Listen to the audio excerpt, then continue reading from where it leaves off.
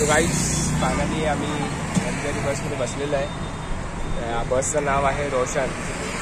आणि guys finally आम्ही मुंबईवरून निघालेलो आहे, सांताक्रूजवरून निघालेलो आहे. बघू शकतात अशा प्रकारे आम्ही इसोली जाण्यासाठी ही रोशन लक्झरी बस पकडलेली.